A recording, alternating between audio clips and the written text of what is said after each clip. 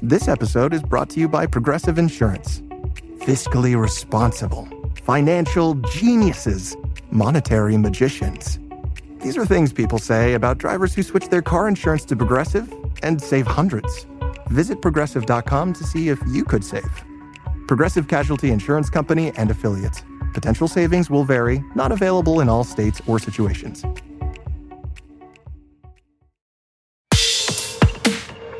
Olá, bom dia! Quarta-feira, 4 de junho. Eu sou o Duda Ventura e com Diogo Oliveira, vem com a gente para mais um Mundo em 180 Segundos, o seu podcast só com notícias internacionais. Entram em vigor hoje as novas tarifas impostas pelos Estados Unidos sobre as importações de aço, alumínio e seus derivados. O imposto, que era de 25%, passou para 50% ontem por um decreto assinado por Donald Trump.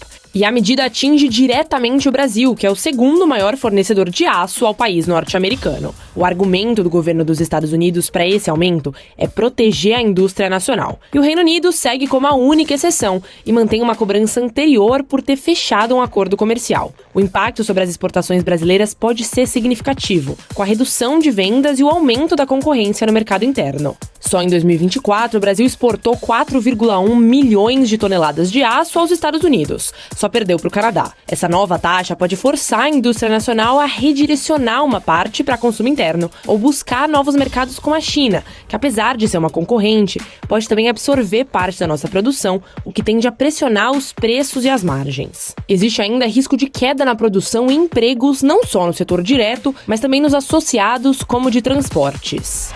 Na Holanda, o primeiro-ministro Dick Schoof renunciou depois que o seu partido, o Partido pela Liberdade, ou PVV, de extrema-direita, anunciou a saída da coalizão de governo. A decisão foi tomada pelo líder do PVV, Geert Wilders, porque as suas propostas para endurecer as políticas de imigração na Holanda foram rejeitadas pelos outros 3 partidos que compõem o atual governo. Sem apoio para aprovar o seu plano anti-imigração, Wilders rompeu com a coalizão e exigiu a saída de todos os ministros ligados ao seu partido. A ruptura inviabilizou a permanência de Schoof no cargo porque ele dependia do apoio da maioria parlamentar. Agora, um novo governo interino deve permanecer até as eleições que estão previstas para outubro. Esse impasse amplia a incerteza política na Holanda em meio à crescente força da extrema-direita na Europa.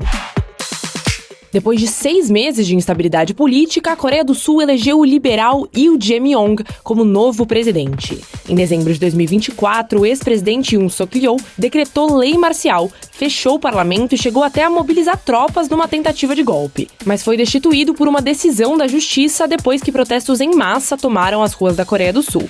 E perdeu para Yoon nas eleições de 2022, mas usou isso de palanque agora. Nessa candidatura, ele reforçou em vários momentos o seu papel central na destituição do ex-presidente. Ele venceu com folga o conservador Kim Moon-soo e deve ter poderes amplos na Coreia do Sul, já que o seu partido também controla o legislativo. Resta saber como ele vai gerir todo esse poder, porque a Coreia vive um período de instabilidade tanto interna, pelos impactos socioeconômicos dessa destituição presidencial no ano passado, quanto externa, pela repressão tarifária dos Estados Unidos e pela escalada militar dos vizinhos na Coreia do Norte.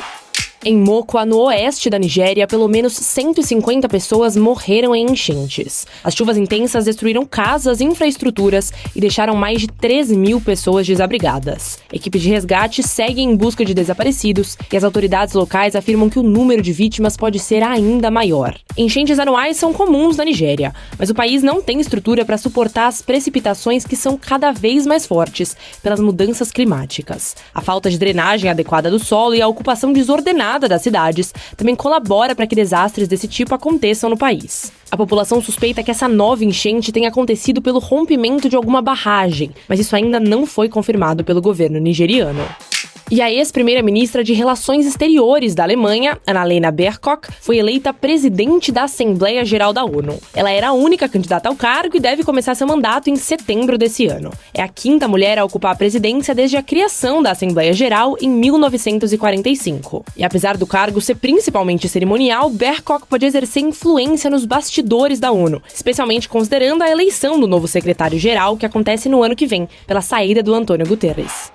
E olha, o Centro para Rankings Universitários Mundiais divulgou a edição de 2025 da Lista Global 2000. Nesse ano, 46 das 53 universidades brasileiras que aparecem no ranking das melhores caíram de posição no globo. O principal motivo apontado é a falta de investimento público nas instituições. A Universidade de São Paulo, a USP, continua sendo a melhor colocada entre as brasileiras, inclusive a melhor da América Latina. Mas caiu para a posição 118 depois de perder pontos em qualidade de ensino, pesquisa e empregabilidade. Harvard permanece no topo do ranking mundial, seguida pelo MIT e em terceiro lugar por Stanford. Mas essa hegemonia pode estar ameaçada pelas disputas recentes e pelos cortes de incentivo de Donald Trump. Ficamos de olho nos próximos rankings.